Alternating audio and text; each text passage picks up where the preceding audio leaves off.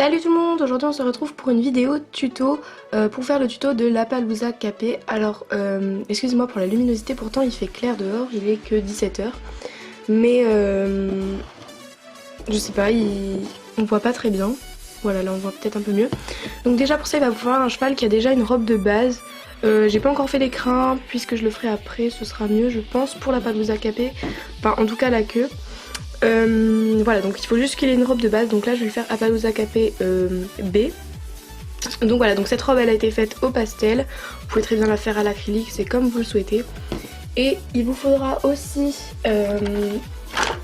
une éponge. Donc voilà, alors celle-ci c'est une éponge qui vient dans les boîtes où il y a les bijoux, des trucs comme ça. Il y a toujours une petite éponge comme ça. Donc du coup vous la récupérez. Ensuite, alors excusez-moi pour mon vernis à ongles, il faut absolument que je l'enlève. Sinon ensuite il va aussi vous falloir de la peinture acrylique blanche, ensuite de la marron pour faire les taches dans l'Appaloosa Capet, mais je n'en ai pas, du coup je vais utiliser de la noire vu que la robe est assez foncée. Ensuite il vous faudra un modèle pour faire les taches, alors je sais pas encore lequel je vais utiliser, mais prenez plutôt un modèle, c'est toujours mieux pour que les taches soient plus réalistes. Et ensuite il va vous falloir un vernis mat pour la fin, pour le vernis de votre figurine. Et je pense que c'est à peu près tout, donc on va tout de suite commencer avec le tuto. Donc vous allez commencer par venir prendre de la peinture acrylique blanche. Vous allez en mettre dans une palette, donc la mienne est toute sale, mais c'est pas grave. Donc vous venez en mettre dans votre palette. Ensuite vous prenez votre sorte d'éponge. Une fois que ça c'est fait, alors vous allez venir tapoter l'éponge dans la peinture en fait, tout simplement. Et il faut pas qu'il y en ait trop sur l'éponge parce que sinon ça va pas donner l'effet qu'on souhaite. Et ensuite vous venez tapoter au niveau de la croupe.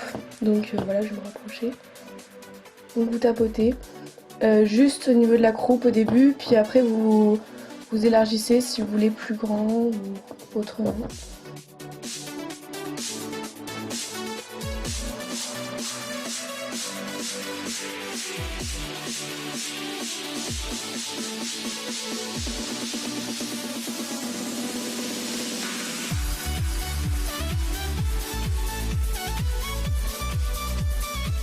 Donc voilà ce que ça donne une fois bien blanc.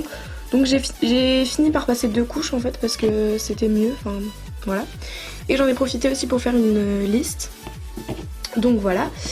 On va tout de suite passer aux tâches au niveau de la croupe. Donc pour ça il vous faut un modèle, de la peinture noire ou marron c'est mieux, mais je pense que je vais faire en noir parce que j'ai pas de peinture acrylique marron. Et d'un pinceau, alors un pinceau vraiment fin, je vais en sortir un.